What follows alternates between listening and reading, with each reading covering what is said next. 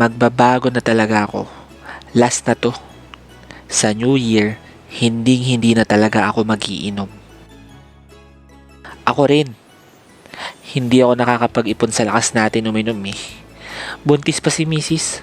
Madadagdagan gastos namin. Buti ka nga una pa lang. Ako pre, 3 na anak ko. Tapos, mag-i-eskwela na yung panganay ko sa pasukan.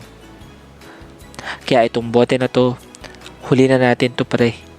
Ipangako natin na hindi na tayo magiging lasinggero. G? G pare. Hoy, mga lasing. Sabat ni Aling Lusing, ang may-ari ng tindahang pinag-iinuman ng dalawa. Anong sa New Year ang pinagsasabi nyo? January 5 na ngayon. Mga gago.